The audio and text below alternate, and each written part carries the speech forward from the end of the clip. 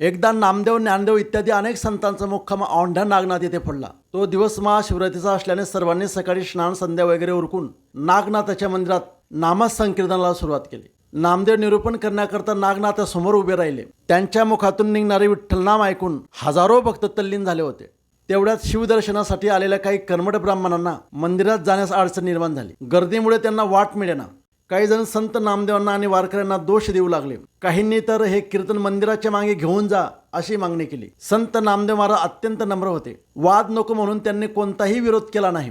त्यांनी आपले कीर्तन मंदिराच्या मागील बाजूस नेले. त्यांच्यासोबत सर्व वारकरी आणि श्रोतेही मागे गेले. परंतु कीर्तनाचा पूर्वीचा रंग राहिला नाही. तेव्हा नामदेव महाराजांनी अत्यंत आर्त स्वरात जयघोष केला. पुंडलिका वरदे हरिविठ्ठल पंढरीनाथ भगवान की जय असा नामाचा जयघोष केल्यानंतर आणि मग घडला एक अविश्वसनीय चमत्कार. असे सांगितले जाते की स्वर्गातून 9 लाख पताकेदारी वारकरी त्या कीर्तनासाठी अवतरले. संपूर्ण परिसर हरिनामाने दुमदुमून गेला. भक्त आनंद अश्रूंनी नाहून निघाले. पण नामदेव महाराजांच्या मनात एकच खंत होती. माझे नागनाथ महाराज माझ्याकडे पाठमोरे आहेत. त्यांना माझे कीर्तन कसे ऐकू येईल. ते भावविभोर होऊन भगवान शंकराला आर्त हाक मारू लागले.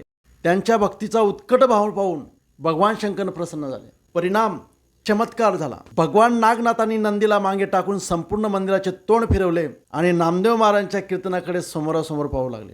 हे पाहून सर्व भक्त आश्चर्यचकित झाले. टाळ्यांचा गजर, हरिनामाचा जयघोष आणि आनंदाच्या अश्रूंनी वातावरण भारून गेले. भगवान नागनाथांचा असा चमत्कार पाहून सर्व भक्त आश्चर्यचकित झाले. टाळ्यांचा गजर, हरिनामाचा जयघोष आणि आनंद अश्रूंनी वातावरण भारून गेले. दरम्यान मंदिरात अभिषेक करणारे ब्राह्मण बाहेर आले आणि त्यांनी पाहिले की मंदिराचे तोंडच फिरले आहे. हा चमत्कार पाहून त्यांना आपल्या चुकीची जाणीव झाली. त्यांनी संत नामदेव महाराजांच्या चरणी मस्तक ठेवून संत नामदेव महाराजांची माफी मागितली.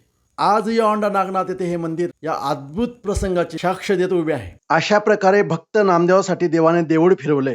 धन्य ते नामदेव आणि धन्य त्यांची विठ्ठल भक्ती. ही कथा तुम्हाला कशी वाटली त्याबद्दल लाईक, कमेंट, शेअर आणि माझ्या YouTube चॅनलला सबस्क्राईब करून ठेवा. अशाच संत कथा तुम्हाला ऐकायला मिळतील. रामकृष्ण हरी.